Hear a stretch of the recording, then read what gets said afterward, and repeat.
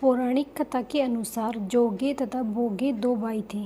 दोनों अलग अलग रहते थे। जोगे धनी था और भोगे निर्धन। दोनों में परस्पर बड़ा प्रेम था। जोगे की पत्नी को धन का अभिमान था, किंतु भोगे की पत्नी बड़ी सरल हृदय थी।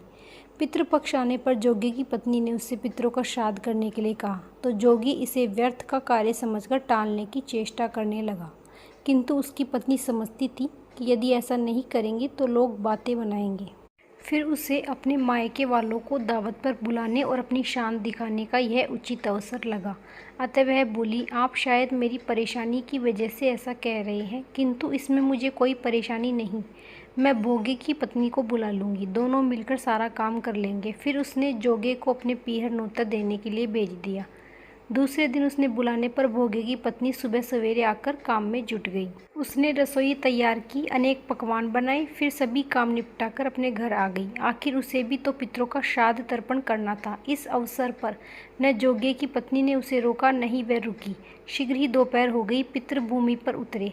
जोगे भोगे के पितर पहले जोगे के यहाँ गए तो क्या देखते हैं कि उसके ससुराल वाले यहाँ पर भोजन पर जुटे हुए हैं।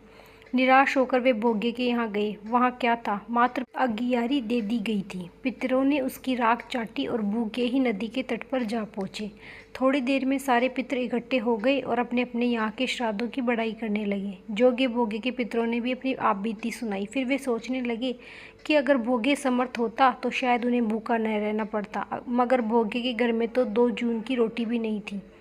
यही सब सोचकर उन्हें भोगे पर दया आ गई। अचानक वे नाच नाच कर गाने लगे, भोगे की गर्दन हो जाए, भोगे की गर्दन हो जाए। सांझ होने को ही भोगे के बच्चे को कुछ भी खाने को नहीं मिला। उन्होंने माँ से कहा भूख लगी। तब उन्हें टालने की गरज से भोगे की पत्नी कहा, जाओ आंगन में होदी औंधी रखी है, उसे जाकर खोल लो, जो भी कुछ मिले बांट कर खा लेना। बच्चे वहाँ पहुँचे तो देखते हैं कि होदी मोहरों से भरी पड़ी है। वे दौड़े दौड़े माँ के पास पहुँचे और उसे सारी बात बताई। आंगन में आकर भोगे की पत्नी ने यह सब कुछ देखा तो वह भी हैरान रह गई। इस प्रकार भोगे भी धनी हो गया, मगर धन पाकर वह घमंडी नहीं हुआ।